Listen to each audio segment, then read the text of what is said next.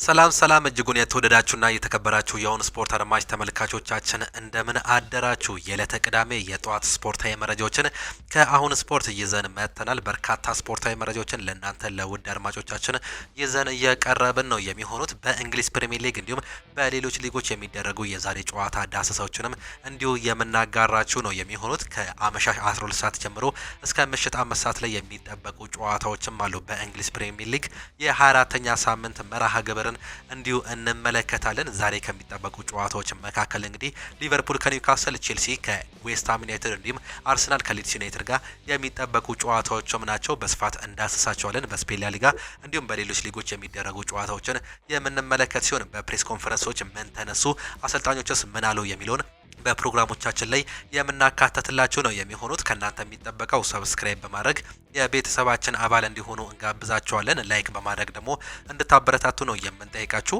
ሁሌም አዳዲስና ትኩስ ስፖርታዊ መረጃዎችን ለማግኘት አሁን ስፖርት ምርጫችሁ ይሁን ነው የምንለው። እስከ መጨረሻው ድረስ ከኛ ጋር እንድትቆዩ ጋበዝኳችሁ። እኔም የፕሮግራሙ አዘጋጅ ጊጤሳ ፉፋ አብሬያችሁ የሚቆይ ይሆናል። እስከ መጨረሻው ድረስ አብራችሁን ቆዩ። ከሀገር ውስጥ መረጃዎቻችን እንጀምር። በሲቢኢ የኢትዮጵያ ፕሪሚየር ሊግ መርሃ ግብር ሐዋሳ ከነማ ከኢትዮ ኤሌክትሪክን 2-0 በሆነ ውጤት ማሸነፍ መቻሉን ትላንትና የተመለከትነውም ውጤት ነው። የሐዋሳ ከነማን የማሸነፊያ ግቦች ጌታነህ ከበደ እንዲሁም ደግሞ ተባረክ ኤፋሞ ማስቆጠርም ችሏል። በሌላ ጨዋታ ኢትዮጵያ መድን ከምድረገነት ሽሬ ጋር ያደረጉትን ጨዋታ 0-0 በሆነ አቻ ውጤት ማጠናቀቃቸው የትላንትና ውጤት ያሳያል። የሊግ የደረጃ ሰንጠረዥ ምን ይመስላል የሚለውን ስንመለከት ሐዋሳ ከነማ በ32 ነጥብ ሁለተኛ ደረጃ ላይ የተቀመጠ ሲሆን ኢትዮ ኤሌክትሪክ በ26 ነጥብ ሰባተኛ ደረጃ ላይ የተቀመጠም ክለብ ነው። ምድረገነት ሽሬ በ22 ነጥብ 10ኛ፣ ኢትዮጵያ መድን በ19 ነጥብ 14ኛ ደረጃ የተቀመጡ ክለቦች መሆናቸውን በኢትዮጵያ ፕሪሚየር ሊግም ተመልክተናል። ቅዳሜ እንዲሁም እሁድ መድረሱን ተከትሎ እንግዲህ የእንግሊዝ ፕሪሚየር ሊግ እንዲሁም የሌሎች ሊጎች ጨዋታዎች የሚካሄዱም ይሆናሉ። በእንግሊዝ ፕሪሚየር ሊግ ዛሬ ከአመሻሽ 12 ሰዓት ጀምሮ እስከ ምሽት 5 ሰዓት ላይ የሚደረጉ የ24ኛ ሳምንት የእንግሊዝ ፕሪሚየር ሊግ ጨዋታዎች የሚካሄዱም ነው የሚሆኑት። አመሻሽ 12 ሰዓት ላይ የሚጀምሩ ጨዋታዎችን ስንመለከት እንግዲህ በሞሊኒክስ ስቴዲየም ወልቨርሃምፕተን በርንማውዝን የሚያስተናግድበት ጨዋታ ይጠበቃል። የዚህ ዓመት የሊጉ ግርጌ ላይ የሚገኘው ወልቨርሃምፕተን በሜዳውና በደጋፊዎች ፊት በርንማውዝን የሚያስተናግድበት ተጠባቂው ጨዋታ ነው። እነዚህ ሁለቱ ክለቦች እንግዲህ በታሪክ በተገናኙበት ጊዜ 7 ጊዜ በርንማውዝ ያሸነፈ ሲሆን 6ቱን እንዲሁ ወልቨርሃምፕተን አሸንፏል። 5ቱን በአቻ ውጤት ነው ማጠናቀቅ እየቻሉት። የመጨረሻ 5 የእርስ በርስ ግንኙነታቸውን ስንመለከት እንግዲህ 4ቱን በርንማውዝ ያሸነፈ ሲሆን አንዱን ግን ወልቨርሃምፕተን ማሸነፍ መቻሉን ነው ስታቲክሳቸው ወይም ደግሞ ያለፈው ጨዋታቸው የሚያመላክተን። የመጨረሻ የእንግሊዝ ፕሪሚየር ሊግ 5 ጨዋታዎችን ስንመለከት ደግሞ የመጨረሻ ጨዋታውን ከሜዳቸው ውጪ ወልቨርሃምፕተን ወደ ማንቸስተር ከተማ አቅንተው በኢታድ 2-0 እየተሸነፉበት ጨዋታ የምናስታውሰው የቅርብ ጊዜ ትውስታ ነው። ዛሬስ በሜዳቸውና በደጋፊዎች ፊት ያሸንፋሉ የሚለው ሌላኛው ጥያቄ ነው። ካለፉት 5 ጨዋታዎች እንግዲህ 4ቱን አልተሸነፉም ነበር ወደ ማንቸስተር ከተማ እስኪያቀኑ ድረስ። በተቃራኒው በርንማውዞችን ስንመለከት እንግዲህ ያለፈውን ጨዋታ በሜዳቸውና በደጋፊዎች ፊት ሊቨርፑልን አስተናግደው በእጅግ በጣም ከሚገርም ጨዋታ ጋር 3-2 ማሸነፋቸውን እናስታውሳለን። 2-0 ሲመሩ ቆይተው ወደ 2 አቻነት ቢመጡም በስተመጨረሻም ባስቆጠረው ጎል 3-2 ማሸነፋቸውን እናስታውሳለን። ይህም እንግዲህ ያለፉትን 3 ተከታታይ ጨዋታዎች ከሽንፈት ውጪ በመሆን 2ቱን አሸንፈው አንዱን ደግሞ እንዲሁ አቻ መውጣታቸውን በርንማውዞችን ተመልክተናል። ምንም እንኳን በዛሬው ጨዋታ ላይ ወሳኝ ተጫዋቾቻቸው ባይኖሩም እንደ ታቫርኔር፣ ቶኒ አዳምስ፣ ዴቪድ ብሩክስ፣ ጀስቲን ክላይቨርት፣ ጁሊየስ ሶለር፣ ቤን ዶክ እንዲሁም ደግሞ ዴኒስ በጉዳት ምክንያት የማይገኙ የበርንማውዝ ተጫዋቾችም ናቸው። እነዚህ ተጫዋቾች አለመኖራቸው ምናልባትም የአንዶኒ ኢራኦላን በርንማውዝን ሊጎዳ እየቻለም ነው እየተባለም የሚገኘው። ይህ ጨዋታ ይጠበቃል። ሌላኛው በተመሳሳይ 12 ሰዓት ላይ የሚደረገው ጨዋታ የሊድስ ዩናይትድ እንዲሁም ደግሞ የአርሰናል ጨዋታ ነው። ይህ ጨዋታ ምናልባትም የሞት ሽረት ሊሆን እንደሚችል ነው በርካቶቹ እያነሱም የሚገኙት። ይህ ጨዋታ በኤላን ሮድ በሊድስ ዩናይትድ ሜዳ ላይ የሚደረግም ጨዋታ ነው። በርካቶቹ እንግዲህ ይህን ጨዋታ በጉጉት እንደሚጠብቁት ነው እየተነገረም የሚገኘው። በተለይም አርሰናል ያለፉትን ተከታታይ ጨዋታዎች እንግዲህ በአቻ ውጤት እንዲሁም በሌሎች ምክንያቶችም እንዲሁ ማጠናቀቁን ተከትሎ የዛሬው ጨዋታ እንዲጠበቅም ተደርጓል። ካለፉት 3 ተከታታይ ጨዋታዎች በሁለቱ አቻ የወጣ ሲሆን በአንዱ ደግሞ ሽንፈት አስተናግዷል። በተለይም ያለፈውን ጨዋታ በፍላይ ኤምሬትስ ከ3 ዓመታት በኋላ እንዲሁ 3 ጎል ተቆጥሮበት መሸነፉን ተከትሎ እንግዲህ ይህ ነገር ምናልባትም አሳሳቢ ይሆናል ሲሉም ነው እየገለጹም የሚገኙት። ከዚህ በፊት በነበረው የነጥብ ልዩነት መቀጠል ያልቻለው አሁን ሰዓት ላይ ተከታዮቹ የነጥብ ልዩነታቸው 4 ዝቅ ብሏል። በዚህም ሰዓት ላይ እንግዲህ ይህ አሳሳቢ መሆኑ ነው እየተገለጸ የሚገኘው። በተቃራኒው ደግሞ ሊድስ ዩናይትዶች ካለፉት 5 ጨዋታዎች 4ቱን አልተሸነፉም። በ3ቱ አቻ የወጡ ሲሆን በአንዱ እንዲሁ ድል ማድረግም ችለዋል። በተለይም ከሊቨርፑል ጋር በነበራቸው ጨዋታ ከሜዳቸው ውጪ 0-0 ያጠናቀቁበት ጨዋታ እንዲሁም ከማንቸስተር ዩናይትድ ጋር በሜዳቸው አንዳቻ ከኤቨርተን ጋር ከሜዳቸው ውጪ በአቻ ውጤት ያጠናቀቁበት የሚጠቀስም ጨዋታዎችም ናቸው። ዛሬም እንግዲህ ይህ ጨዋታ በዳንኤል ፋርካ እየተመራ እንግዲህ ከአሰልጣኝ ሚኬል አርቴታ ጋር የሚያደርጉት ጨዋታ በርካቶቹ እንዲጠብቁትም ያደርጉታል። እነዚህ ሁለቱ ክለቦች በታሪክ በተገናኙበት ጊዜ አርሰናል 53 ጊዜ ማሸነፍ የቻለ ሲሆን 41ዱን ሊድስ ዩናይትድ አሸንፏል። 32ቱን በአቻ ውጤት ነው እነዚህ ሁለቱ ክለቦች ማጠናቀቅ የቻሉት። የመጨረሻ የ5 የእርስ በርስ ግንኙነታቸውን ስንመለከት እንግዲህ ከአምስቱንም አርሰናል ማሸነፍም ችሏል። የመጀመሪያውን ዙር ጨዋታ እንግዲህ በርካቶቻችን እንደምናስታውሰው በሁለተኛ ሳምንት መርሃ ግብር በፍላይ ኤምሬትስ በተደረገ ጨዋታ አርሰናል 5-0 በሆነ ውጤት ማሸነፍም ችሎ ነበር። በዛ ጨዋታ ላይ ቪክተር ዮኮረሽ 2 ጎሎችን ማስቆጠር የቻለበትን ጨዋታ እናስታውሳለን። ጁሊያን ቲምበር፣ ቡካዮ ሳካ በጨዋታው ላይ ጎል ያስቆጠሩ ተጫዋቾች ነበር። ቪክተር ዮኮረሽና ጁሊያን ቲምበር 2 ጎሎችን ነበር በጨዋታው ላይ ማስቆጠር የቻሉት። በዚህም የሚነሳው አንደኛው ጉዳይ እንግዲህ የቪክተር ዮኮረሽ ጉዳይ ነው። ባለፉት 11 ጨዋታዎች ላይ እንግዲህ አንድ ፔናልቲ ብቻ ማስቆጠሩን ተከትሎ በርካታ ትችቶች እየቀረበበትም ይገኛል። ካለፉት 5 ጎሎችም እንግዲህ 2 ጎሎች በፔናልቲ መቆጠራቸውን ተከትሎ አሁንም የአጥቂ ስፍራቸው ምናልባትም አሳሳቢ ይሆናል የሚል እንዲሁ ግምቶች እየወጡም ይገኛሉ። ነገር ግን የካይ ሃቨርትስ መመለስ ምናልባትም ጋብሪኤል ጂሰስን፣ ካይ ሃቨርትስ እንዲሁም ደግሞ ቪክተር ዮኮረሽን የያዘው የአርሰናል የአጥቂ ስፍራ በአሁኑ ሰዓት ላይ 3 አማራጮችን እንዳለው ነው እየተገለጸ የሚገኘው። ካይ ሃቨርትስ ያለፈው ጨዋታ ላይ አሲስት እንዲሁም ደግሞ ጎል ማስቆጠሩ ደግሞ ምናልባትም በአሁኑ ሰዓት ላይ እንግዲህ ትልቅ ተስፋ ለአርሰናል ሰንቆ መጥቷል የሚል ግምቶችም እየወጡም ይገኛሉ። አርሰናል ይህ ጨዋታ ምናልባትም የሞት ሽረት ሊሆንበት ይችላል። ይህን ጨዋታ የማሸነፍ ግዴታ ውስጥ ነው ገብቶ የሚጫወተው። ምንም እንኳን በ4 ነጥብ ልዩነት ውስጥ ቢቀመጥም ምናልባት የዛሬው ጨዋታ ላይ አቻ የሚወጣ ወይም ደግሞ ሽንፈት የሚያስተናግድ ከሆነ የነጥብ ልዩነታቸው ወደ 2 ወይም ደግሞ ወደ 1 ዝቅ የማለት እድል ይኖረዋል። ይህም እንግዲህ ተከታታይ ጨዋታዎች ማሸነፍ አለመቻላቸውን ተከትሎ እንግዲህ ፈተና ሊሆንባቸው እንደሚችል ነው በአርሰናል በኩል የተገለጸው። በዛሬው ጨዋታ ላይ የማይገኙ ተጫዋቾችን ስንመለከት በሊድስ ዩናይትድ በኩል ሉካስ ኒሜቻ እንዲሁም ደግሞ ዳንኤል ጄምስ በጉዳት ላይ የሚገኙ ተጫዋቾችም ናቸው። በአርሰናል በኩል ስንመለከት ጁሊያን ቲምበር፣ ዊሊያም ሳሊባ እና ማክስ ዶማን ጉዳት ላይ ቢገኙም በአሁኑ ሰዓት ላይ ግን ጁሊያን ቲምበር እና ዊሊያም ሳሊባ እንዲሁ ከጉዳት ነጻ ሆነው በዛሬው ጨዋታ ላይ ይገኛሉ ሲሉ አሰልጣኙ በፕሬስ ኮንፈረንሳቸው ማረጋገጥም ችለዋል። አዲስ ኮንትራት የተፈራረመው ታዳጊው ማክስ ዶማን ግን በዛሬው ጨዋታ ላይ አይገኝም፣ ለትንሽ ሳምንታትም ከሜዳ ይርቃል ሲሉ አሰልጣኙ መናገራቸውን ነው የተመለከት ነው። በአርሰናል በኩል በዚህ ዓመት ኮከብ ጎል አግቢዎችን ስንመለከት ሊያንድሮ ትሮዛርድ 5 ጎልና 4 አሲስት አስመዝግበዋል። ይህ ተጫዋች እንግዲህ ካለፉት 11 ጨዋታዎች 1 ጎል ብቻ ነው ማስቆጠር የቻለው። ሌላኛው ሚኬል ሜሪኖ ነው 4 ጎልና 3 አሲስት ያስመዘገበ ሲሆን ይህ ተጫዋች እንግዲህ ባለፈው ጨዋታ ላይ ከማንቸስተር ዩናይትድ ጋር በነበረው ጨዋታ ጎል ማስቆጠሩን እናስታውሳለን። ዲክላን ራይስ 4 ጎልና 3 አሲስት እንዲሁም ቡካዮ ሳካ 4 ጎልና 3 አሲስት ያስመዘገቡ ተጫዋቾች ናቸው። በአርሰናል በኩል በዚህ ዓመት እንግዲህ የሚነሳው ወሳኙ ነገር በክሬቲቪቲ በኩል እጅግ በጣም መዳከማቸው ነው የሚነሳው። በተለይም አርሰናሎች ባለፉት ተከታታይ ጨዋታዎች እንግዲህ ከኦፕን ፕሌይ ጨዋታዎች እንግዲህ ወይም ደግሞ ከኦፕን ፕሌይ ጨዋታ ጎል እያገኙ አይገኝም። ከሴት ፒስ ነው በርካታ ጎሎችን እንዲሁ እየተጠቀሙም የሚገኙት ወይም ደግሞ ኦን ጎል ነው አርሰናልን እየጠቀመ ይገኛል የሚሉ ሀሳቦችም ይነሳሉ። ባለፉት ተከታታይ ጨዋታዎች እንግዲህ ብንመለከት በእንግሊዝ ፕሪሚየር ሊግ ውስጥ ኦን ጎሎች በርካታ በአርሰናል በኩል እንዲሁ ተገኝቶላቸዋል። ይህም ለሊጉ መሪ ጥሩ እንዲሁም ግባት ሆኗቸዋል። ነገር ግን በአጥቂ ቦታ ላይ እንደ ቡካዮ ሳካ፣ ሊያንድሮ ትሮዛርድ፣ ጋብሪኤል ማርቲኔሊ እንዲሁም ደግሞ ቪክተር ዮኮረሽ የመሳሰሉ ተጫዋቾችን ብንመለከት እንግዲህ ያስቆጠሯቸው በአጠቃላይ 2 ጎል አይሞላም ባለፉት 13 ጨዋታዎች። ይህም በአጥቂ ስፍራ ላይ ምን ያህል እንደሳሱ ያሳያል የሚል ትንተናዎችን እየሰማን እንገኛለን። ሌላኛው የኖኒ ማዱኬ ጉዳይ ነው። የተጫዋች እንግዲህ ከቼልሲ ከመጣ ጀምሮ 14 የእንግሊዝ ፕሪሚየር ሊግ ጨዋታዎችን አድርጓል። ነገር ግን ምንም አይነት ጎል እንዲሁም ደግሞ ምንም አይነት አሲስት በአርሰናል ቤት በእንግሊዝ ፕሪሚየር ሊጉ ማስቆጠርም አልቻለም። ይህም የአርሰናል የአጥቂ ስፍራው ምን ያህል እንደተዳከመ ያሳያል ሲሉም ሀሳባቸውንም ያነሳሉ። ምንም እንኳን እንግዲህ በርካታ ክለቦች በተለይም ከአርሰናል ተቃራኒ ሆነው የሚጫወቱ ክለቦች በሎ ብሎክ ለመጫወት እየተገደዱ ነው የሚገኙት።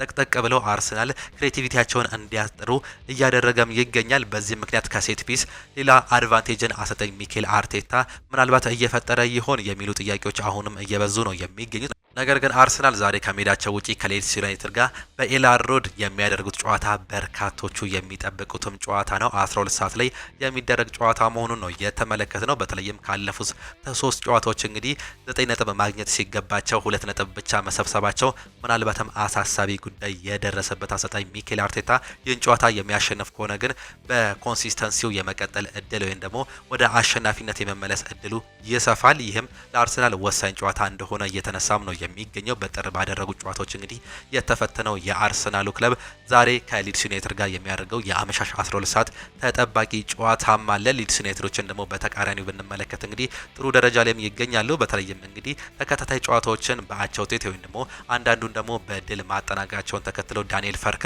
ጥሩ አያያዘም ይዟል። ይህም ዛሬው ጨዋታ ተጠባቂ እንዲሆን እያደረጋቸው ነው የሚገኘው። ሌላኛው ሶስተኛው በተመሳሳይ ሰዓት 12 ሰዓት ላይ የሚደረገው ጨዋታ የብራይተን ኤንድ ሆቭ አልቢዮንና የኤቨርተን ጨዋታ ነው። ይህም ጨዋታ እንግዲህ የሚደረገው በአሜሪካን ኤክስፕረስ ኮሚኒቲ ስቴዲየም ላይ የሚደረግም ጨዋታ ነው። ኤቨርተን ከሜዳቸው ውጪ ወደ አሜሪካን ኤክስፕረስ አድርገው የሚደረገው ጨዋታ ነው። እነዚህ ሁለቱ ክለቦች በታሪክ በተገናኙበት ጊዜ ኤቨርተን 12 ጊዜ ማሸነፍ የቻለ ሲሆን ብራይተን 6 ጊዜ ማሸነፍ ችሏል። 7ቱን በአቻ ውጤት ነው ማጠናቀቅም እየቻሉት። በዛሬው ጨዋታ ላይ የማይገኙ የኤቨርተን ተጫዋቾችን ስንመለከት ማይከል ኪን፣ ጃክ ግሪሊሽ እንዲሁም ደግሞ ኢሮግቡናም በጉዳት ምክንያት የማይገኙ ተጫዋቾችም መሆናቸውንም ተመልክተናል። እንዲሁ በብራይተን ኤንድ ሆቭ አልቢዮን በኩል ደግሞ ስንመለከት ማትስ ዌቨር፣ ቲዝማስ፣ አዳም ዌብስተር እንዲሁም ደግሞ ሶሊ ማርች በጉዳት ምክንያት የማይገኙ ተጫዋቾች ናቸው። በእነዚህ ሁለቱ ክለቦች መካከል በርካታ ጎሎች ያስቆጠሩ ተጫዋቾችን ስንመለከት በብራይተን በኩል ዳኒ ሚታሂም ሚሳህ ዌልቤክ 8 ጎሎችን ያስቆጠረ ተጫዋች ነው። ቫን ሃቼ 3 ጎልና 2 አሲስት እንዲሁም ደግሞ ያንኩባ ሚንቴ 4 አሲስት እና 1 ጎል ያስመዘገቡ ተጫዋቾችም ናቸው። በኤቨርተን በኩል ምናልባትም ከአመቱ ውድድር ውጪ ሊሆን ይችላል ተብሎ እየተገመተ የሚገኘው እንግሊዛዊ ጃክ ግሪሊሽ 6 አሲስት እና 2 ጎል አስቆጥሯል። ኬናን ዲብሪሃል 4 ጎልና 2 አሲስት፣ ኢኒማን ኒንጃይ በተመሳሳይ 4 ጎልና 2 አሲስት ያስመዘገቡ ተጫዋቾችም መሆናቸውን ነው የተመለከትነው። ቴርኖ ባሪ 5 ጎሎችን ያስቆጠረ የኤቨርተንም ተጫዋችም ነው። 12 ሰዓት ይጀምራል ይህ ጨዋታ። ሌላኛው ምሽት 2 ሰዓት ተኩል ላይ በስታንፎርድ ብሪጅ በለንደን ቼልሲ ከዌስትሃም ዩናይትድ ጋር የሚያደርጉት ተጠባቂም ጨዋታ አለ። ይህ ጨዋታ ምሽት 2 ሰዓት ተኩል ላይ የሚጀምር ነው የሚሆኑት አሰልጣኝ ሊያም ሮዚኒየር የሚያደርጉት የዛሬው ጨዋታ እንግዲህ በሜዳቸው ተጠባቂ ጨዋታ ነው። ካለፉት 5 ጨዋታዎች እንግዲህ በአጠቃላይ 2 ጨዋታዎችን አሸንፈው በሁለቱ አቻ ወጥተው በአንዱ ደግሞ ሽንፈት አስተናግዷል። በእንግሊዝ ፕሪሚየር ሊግ በአጠቃላይ ደግሞ ያለውን ስታቲክሳቸውን ስንመለከት ካለፉት 5 ጨዋታዎች አንድ ሽንፈት ብቻ ነው ማስተናገድ የቻሉት። በአውሮፓ ቻምፒየንስ ሊጉም ያለፈውን ጨዋታ ወደ ጣሊያን አቅንተው ናፖሊን ሜዳው ድረስ አሸንፈው እንግዲህ አውሮፓ ቻምፒየንስ ሊግ ውጪ ማድረጋቸው የሚታወስ ጉዳይ ነው። የአሰልጣኝ ሊያም ሮዚኒሪው ቼልሲ ዛሬም የሚያደርጉት ጨዋታ እንዲሁ የሚጠበቅም ጨዋታ ነው። እነዚህ ሁለቱ ክለቦች የሚያደርጉ ጨዋታ ይጠበቃል። ዌስትሃም ዩናይትድም ስንመለከት ካለፉት 5 ጨዋታዎች በእንግሊዝ ፕሪሚየር ሊጉ 2 ጨዋታዎች የተሸነፈ ሲሆን 2ቱን አሸንፎ በአንዱ አቻ ማውጣትም ችሏል። ዛሬ የሚያደርጉት ጨዋታ ይጠበቃል። አሰልጣኝ ኑኖ ስፕሪንቶ ሳንቶ ከሊያም ሮዚኒየር ጋር የሚያደርጉት ተጠባቂም ጨዋታ ነው። እነዚህ ሁለቱ ክለቦች በታሪክ በተገናኙበት ጊዜ 52 ጊዜ ቼልሲ ያሸነፈ ሲሆን 23ን በአቻ ውጤት እንዲሁም ደግሞ 43ቱን በዌስትሃም ዩናይትድ አሸናፊነት ተጠናቋል። የመጨረሻ 5 የእርስ በርስ ግንኙነታቸውን ደግሞ ስንመለከት 4ቱን በቼልሲ አሸናፊነት፣ አንዱ ደግሞ በዌስትሃም አሸናፊነት ነው የተጠናቀቀው። የመጀመሪያው ዙር ጨዋታን ስንመለከት ቼልሲ ከሜዳቸው ውጪ እንግዲህ 5-1 አሸንፈው መመለሳቸውን እናስታውሳለን። በቼልሲ በኩል በዛሬው ዕለት በጉዳት ምክንያት የማይገኙ ተጫዋቾችን ስንመለከት ቶሲን አደርቢያ፣ ሮሜዮ ላቪያ፣ ሌቪ ኮልዌል፣ ዳዶ ኤሶጎ እንዲሁም ደግሞ ካሊብ ዌሊ በጉዳት ምክንያት የማይገኙ ተጫዋቾች መሆናቸውንም ነው የተመለከትነው። በቼልሲ በኩል በዚህ ዓመት የፈረመው ጆ ፔድሮ 8 ጎልና 3 አሲስት በማስመዝገብ በእንግሊዝ ፕሪሚየር ሊጉ ይጠቀሳል። ኤንዞ ፈርናንዴዝ አርጀንቲናው አማካይ 7 ጎልና 2 አሲስት ያስመዘገበ ሲሆን ጆ ፔድሮ 5 ጎልና 3 አሲስት እንዲሁም እንዲሁም ደግሞ ሪስ ጀምስ 2 ጎልና 4 አሲስት በማስመዝገብ ይጠቀሳል። በዌስትሃም ዩናይትድ በኩል ጃሮድ ቦወን እንግዲህ የክለቡ ኮከብ ጎል አግቢ መሆንም ችሏል። በአሁኑ ሰዓት ላይ በእንግሊዝ ፕሪሚየር ሊግ 7 ጎልና 2 አሲስት ያስመዘገበ ሲሆን በአጠቃላይ 103 የጎል ተሳትፎ በማድረግ እንግዲህ በዌስትሃም በኩል ታሪክ የጻፈም ተጫዋች ነው። ካሉም ዊልሰን 5 ጎልና 1 አሲስት፣ ማቲያስ ፈርናንዴዝ 3 ጎልና 2 አሲስት ያስመዘገቡ ተጫዋቾች መሆናቸውን ነው የተመለከትነው። ይህ ጨዋታ ምሽት 2 ሰዓት ተኩል ላይ የሚጀምርም ጨዋታ ነው። ሌላኛው ምሽት 5 ሰዓት ላይ የሚደረገው ጨዋታን ስንመለከት ሊቨርፑል ከኒውካስል ዩናይትድ ጋር አንፊልድ ሮድ ስቴዲየም የሚያደርጉት ጨዋታ ተጠባቂ ጨዋታም ያደርጓል። የመጀመሪያ ጨዋታውን በርካቶቻችን እንደምናስታውሰው እንግዲህ በሊቨርፑል 3-2 አሸናፊነት ተጠናቆ ነበር። በዛ ጨዋታ ላይ ገና በመጀመሪያው አጋማሽ አንቶኒ ጎርደን በቀይ ካርድ ምክንያት መውጣቱን ተከትሎ ኒውካስል በ10 ተጫዋች እንዲጫወት ተገዶም ነበር። ነገር ግን በጨዋታው ላይ እጅግ በጣም አስገራሚ ትዕይንቶችን የተመለከትንበት ጨዋታም ነበር። በመጀመሪያው አጋማሽ ሪያን ግራቨንበርች እንዲሁም ሁጎ ኤኪቲኬ ባስቆጠሯቸው ጎሎች ነበር 2-0 ሊቨርፑል መምራት የቻለው። ነገር ግን ብሩኖ ጉማሬሽ እንዲሁም ደግሞ ኦስላ ባስቆጠሯቸው ጎሎች አቻ መሆን ቢችሉም ተቀይሮ መግባት የቻለው የ16 ዓመቱ ሪዮ ንጎማ በመቶኛው ደቂቃ ላይ ባስቆጠረው ጎል እንግዲህ 3-2 ማሸነፋቸውን በርካቶቻችን የምናስታውሰው ጨዋታም ነበር። እጅግ በጣም ድንቅ ጨዋታ የነበረበት እንደነበር በሁለተኛ ሳምንት ተመልክተንም ነበር። ዛሬ በሊቨርፑል ስቴዲየም በአንፊልድ የሚደረገው ተጠባቂ ጨዋታ አለ። ሊቨርፑል ካለፉት 5 ጨዋታዎች አንድ ጨዋታ በእንግሊዝ ፕሪሚየር ሊግ አላሸነፈም። በ4ቱ አቻ የወጣ ሲሆን በአንዱ ደግሞ ሽንፈት አስተናግዷል። ባለፈው ጨዋታ ላይ ያልተጠበቀ ሽንፈት ከሜዳቸው ውጪ በበርንማውዝ 3-2 የተሸነፉበትን ጨዋታ እናስታውሳለን። ከዛ በፊት ያደረጉትን ከብሬንትፎርድ ጋር፣ ከአርሰናል ጋር፣ ከፉላም እንዲሁም ከሊድስ ዩናይትድ ጋር ያደረጉትን ተከታታይ ጨዋታዎች በአቻ ውጤት ነው ማጠናቀቅ እየቻሉት። ይህም እንግዲህ ለቶፕ 4 የሚያደርጉትን ፉክክር እንግዲህ እያከበደባቸውም ይገኛል። በተቃራኒው ኒውካስል ዩናይትድ በዚህ ዓመት እንግዲህ ኮንሲስተንሲ ባይኖረውም ካለፉት 5 ተከታታይ ጨዋታዎች 3ቱን ያሸነፈ ሲሆን በአንዱ ናቻ በአንዱ ደግሞ ሽንፈትም አስተናግዷል። በሜዳውና በደጋፊዎች ፊት የመጨረሻውን ጨዋታ በአስቶን ቪላ 2-0 የተሸነፈበት ጨዋታ እናስታውሳለን። ከዛም በተጨማሪ ከሜዳቸው ውጪ ከወልቨርሃምፕተን ጋር አቻ እንዲሁ ማጠናቀቃቸው የቅርብ ጊዜም ተውስታ ነው። እነዚህ ሁለቱ ክለቦች በታሪክ በተገናኙበት ጊዜ ሊቨርፑል 93 ጊዜ ማሸነፍ የቻለ ሲሆን 49ን ኒውካስል አሸንፏል። 45ቱን በአቻ ውጤት ነው ማጠናቀቅም የቻሉት። የመጨረሻ የእርስ በርስ ግንኙነታቸውን ስንመለከት 3ቱን ሊቨርፑል ያሸነፈ ሲሆን 2ቱን ደግሞ ኒውካስል ዩናይትድ ማሸነፍ መቻሉን ነው የተመለከት ነው። በዛሬው ጨዋታ ላይ እንዲሁ በጉዳት ላይገኙ የሚችሉ ተጫዋቾች አሉ። ኢብራሂማ ኮናቴ በሀዘን ምክንያት እንግዲህ ያለፈው ጨዋታ አመልጦት ነበር። ነገር ግን በዛሬው ጨዋታ ላይ እንደሚገኝ አሰልጣኙ ገልጿል። በትላንትናው ዕለትም አብሮ ልምምድ እንደሰራ ነው የተገለጸው። ኮነር ብራድሊ በጉልበት ጉዳት ምክንያት የማይገኝ ተጫዋች ነው። ጀርሚ ፍሪምፖንግ እንዲሁ በሃምስትሪንግ ጉዳት ምክንያት ያልተገኘ ተጫዋች መሆኑ ነው የተገለጸው። አሌክሳንደር አይዛክ ጉዳት ላይ ይገኛል። ጆ ጎሜዝ፣ ጆቫኒ ሊዮኒ እንዲሁ ጉዳት ላይ ያሉ የሊቨርፑል ተጫዋቾች መሆናቸውን ነው የተመለከት ነው። በኒውካስል ዩናይትድ በኩል ጆኤሊንተን፣ ቲኖ ሊቨርማንቶ፣ ፋቢያን ዣር እንዲሁም ደግሞ ላሰርስ በጉዳት ምክንያት የማይገኙ ተጫዋቾች መሆናቸውን አሰልጣኙ እየገለጹም ይገኛሉ። ብሩኖ ጉማሬዝ ምናልባትም ወደ አሰላለፍ የመመለስ እድሉ ዛሬ ሰፊ እንደሆነም እየተገለጸም ይገኛል። በኒውካስል ዩናይትድ ቤት ኮከብ ጎል አግቢነቱን እየመራም ይገኛል። ይህ ብራዚላዊ የአማካይ ስፍራ ተጫዋች በ8 ጎልና በ3 አሲስት፣ ኒክ ወልተማዴ 7 ጎልና 2 አሲስት በማስመዝገብ እንዲሁ በኒውካስል ዩናይትድ ቤት የሚጠቀስ ተጫዋች ነው። ይህ ተጫዋች እንግዲህ አጀማመሩ ጥሩ ቢሆንም ያለፉትን ተከታታይ 10 ጨዋታዎች ግን ጎል ማስቆጠርም አልቻለም። ከጎል ጋር ይታረቂውን በዛሬው ጨዋታ ላይ እንመለከተዋለን። ሃርቬ ባርነስ 5 ጎሎችን ያስቆጠረም ተጫዋችም ነው። በሊቨርፑል በኩል አዲሱ አጥቂያቸው ሁጎ ኤኪቲኬ 8 ጎልና 2 አሲስት በማስመዝገብ በዚህ ዓመት ይጠቀሳል። ኮዲ ጋክፖ የኔዘርላንዳዊ ተጫዋች 5 ጎልና 3 አሲስት፣ ሙሐመድ ሳላ 4 ጎልና 4 አሲስት እንዲሁም ሪያን ግራቨንበርች 4 ጎልና 2 አሲስት ያስመዘገቡ የሊቨርፑል ተጫዋቾችም ናቸው። በዛሬው ጨዋታ ላይ እንግዲህ የሚጠበቅ ጨዋታም ነው። በተለይም በእንግሊዝ ፕሪሚየር ሊግ የደረጃ ሰንጠረዥ ለውጥ የሚያመጣ ጨዋታም ሊሆን እንደሚችል ነው የሚገለጸው።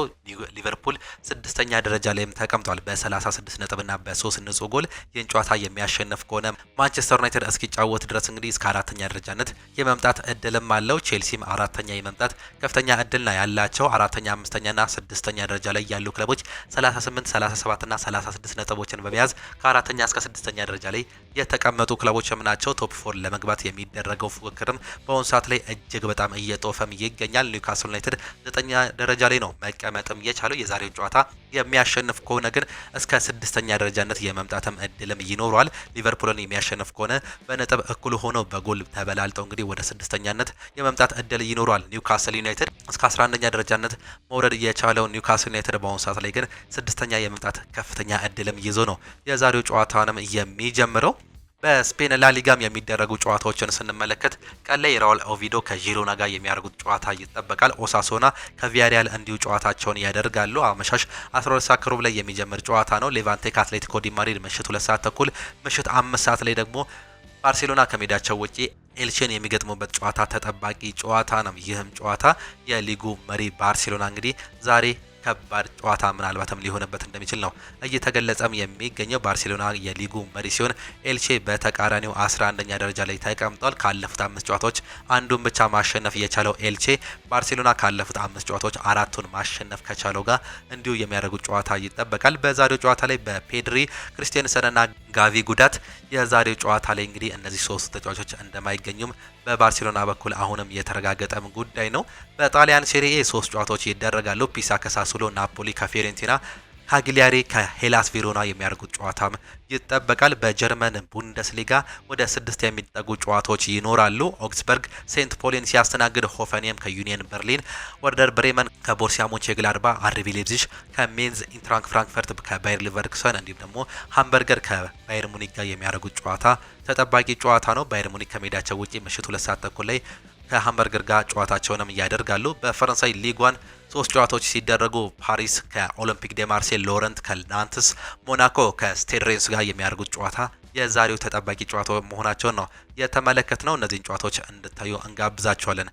የተወደዳችሁና የተከበራችሁ አድማጮቻችን የአውሮፓ ቻምፒየንስ ሊግ የዕጣ ድልድል ተለይቶም ታውቋል። በዚህም መሰረት እንግዲህ ሪያል ማድሪድ ዳግም ከቤኔፊካ ጋር መገናኘቱን ተመለከተን። የምድብ የመጨረሻ ጨዋታውን በሳንቲያጎ በርናቦ በተደረገበት ጨዋታ ሪያል ማድሪድ 4-2 በሆነ ውጤት በቤኔፊካ ተሸንፏል።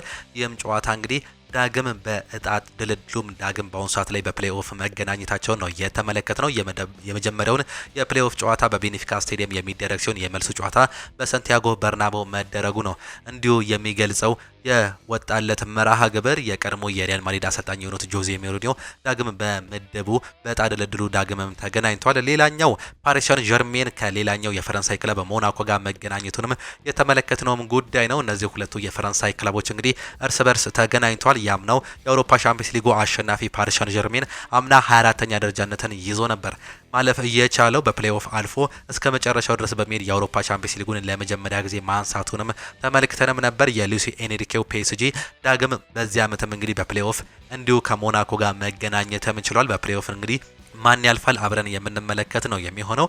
ኒውካስል ዩናይትድ አንጻራዊ ቀለል ያለ ግጥሚያ ነው የሚያደርገው ከቃራባግ ጋር ነው ይህ ጨዋታ የሚደረገው። የኒውካስልና የቃራባግ ጨዋታ ኒውካስል ዩናይትድ የመጀመሪያውን ጨዋታ ከሜዳቸው ውጪ እንደሚያደርጉ የወጣላቸው መርሃ ግብርም ያሳያል። ጋላታሳራይ ከጁቬንቱስ ሲጫወቱ የመጀመሪያው ጨዋታ በጋላታሳራይ ስቴዲየም ይደረጋል። አሮጊቶቹ ከሜዳቸው ውጪ የመጀመሪያ ጨዋታቸውን የሚያደርጉ ሲሆኑ የመልሱን የፕሌይኦፍ ጨዋታ ደግሞ በሜዳቸው በቱሪን የሚያደርጉ ነው የሚሆኑት። ቦርሲያ ዶርትመንድም ከአታላንታ ከጣሊያኑ ክለብ አታላንታ ጋር የተገናኘ ሲሆን ክለብ ብሩጅ ከስፔኑ አትሌቲኮ ዲ ማድሪድ ጋር፣ ቦዶ ግሊምት ከኢንተር ሚላን ጋር እንዲሁም ደግሞ ኦሎምፒያኮስ ከባየር ሊቨርኩሰን ጋር የሚያደርጉት ጨዋታ ተጠባቂ ጨዋታ ነው። ጨዋታውን በደርሶ መልስ የሚያሸንፉ ቡድኖች ጥሎ ማለፉን የሚቀላቀሉ 8 ቡድኖች ተለይተው የሚያውቁ ነው የሚሆኑት።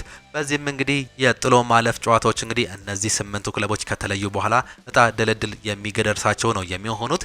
በዚህም የዕጣ ድልድል መሰረትም አርሰናልና ባየር ሙኒክ እስከ ፍጻሜው ድረስ እርስ በርስ እንደማይገናኙም ታውቋል። እነዚህ ሁለቱ የአውሮፓ ቻምፒየንስ ሊግ አንደኛና ሁለተኛ ደረጃነትን ይዘው ማጠናቀቅ የቻሉት እነዚህ ሁለቱ ክለቦች እንግዲህ በዚህ ዓመት እስከ ፍጻሜው ድረስ የሚገናኙም አይሆኑም። እነዚህ ክለቦች እስከ መጨረሻው ድረስ የሚገናኙም ከሆነ እንግዲህ በቡዳፔስት የመጨረሻው የፍጻሜ ጨዋታ ላይ እርስ በርስ የሚገናኙም ይሆናሉ። በምድብ ጨዋታ እንግዲህ ተገናኝተው አርሰናል ማሸነፉን እናስታውሳለን። በዛ የሽንፈት ጨዋታ ላይ የባየር ሙኒኩ አሰልጣኝ ቪንሴንት ኮምፓኒ በሚቀጥለው በጥሎ ማለፍ ወይም ደግሞ በፍጻሜው ጨዋታ ከአርሰናል ጋር መገናኘትን እንፈልጋለን፣ በዚህኛው ጨዋታ ላይ ትክክል አልነበረም ሲሉ ገልጾም ነበር። ይህ ምናልባት የሆነው አብረን የምንመለከት ነው የሚሆነው። በዚህ ዓመት እንግዲህ ከ8ቱንም ጨዋታዎች 8ቱንም በማሸነፍ 23 ጎሎችን በማስቆጠር 4 ጎሎችን ብቻ የተቆጠረበት አርሰናል ቅድሚያ የተሰጠው ክለብ መሆኑን ነው የተመለከትነው። 5 የተለያዩ ክለቦች ቅድሚያ የተሰጣቸው ሲሆን ከነዚህ 5 የተለያዩ ክለቦች ግን ለመጀመሪያ ጊዜ ሪያል ማድሪድ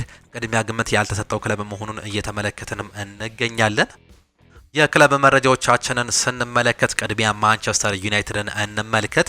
የማይክል ካሪክ እንዲሁም ደግሞ የአሰልጣኝ ሩበን አሞሪም የተለየ የልምምድ ፍልስፍናን አጋርቶናል። ቤን ጃኮብስ የማይክል ካሪክ የልምምድ መርሃ ግብሮች ከአሰልጣኝ ሩበን አሞሪም ጠንካራ የአካል ብቃት ስልጠናዎች በተለየ መልኩ ትኩረታቸውን በስሜት እንዲሁም በስነ ልቦና ጥንካሬ ላይ አድርጓል ይለናል ይህ መረጃ። አሰልጣኝ ሩበን አሞሪም በተጫዋች አካላዊ ብቃት ላይ የሚያተኩሩ እንደሆነ ነው የተገለጸው። በሜዳ ላይ ሩጫ ትኩረት ያደርጋሉ።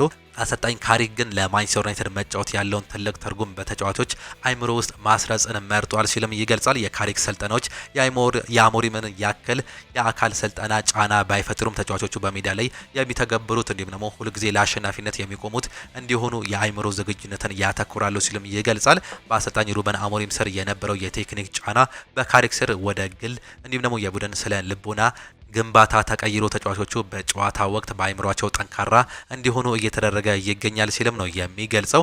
ይህ ለውጥ ተጫዋቾች በሜዳ ላይ ያላቸውን የአሸናፊነት ስሜት እንዲቀንሱ እንዲሁም ለመለያቸው ያለው ክብር እንዲያሳድጉ ትልቅ ተጽዕኖ ያሳድራል ሲል ቤን ጃኮብስም ይገልጻል። በአጠቃላይ ማይክል ካሪክ ከቡድን የአካል ብቃት ስልጠና በጠንካራ የአሸናፊነት ስነልቦና በመተካት ቡድኑን ወደ ተሻለ ደረጃ ለማድረስ እየሰሩ ይገኛሉ ሲል ነው እንዲሁ እየገለጸም የሚገኘው። ከዚህ በፊት እንግዲህ አሰልጣኝ ሩበን አሞሪም በርካታ ስልጠናዎቻቸው እጅግ በጣም ከባድ እንደነበሩ ይገለጽም ነበር። በአካል ብቃት እንዲሁ ይፈተኑ እንደነበር ነው በተጫዋቾች በኩል የሚነሳው። በአሁኑ ሰዓት ላይ ግን ይህ በአካላዊ ሳይሆን በአይምሮ ላይ አሰልጣኝ ማይክል ካሪክ እንደሰራ ይገለጻል። ባለፉት ተከታታይ ሁለት ከባድ ጨዋታ የመጀመሪያ ጨዋታቸውንም ማንቸስተር ሲቲንና አርሰናልን ሲያሸንፉም ይህ ስለ ልቦና ጥንካሬ ምን ያህል እንደጠቀማቸው ያሳያል ሲል ይህ ዘገባ ተንትኖም ያሳየናል።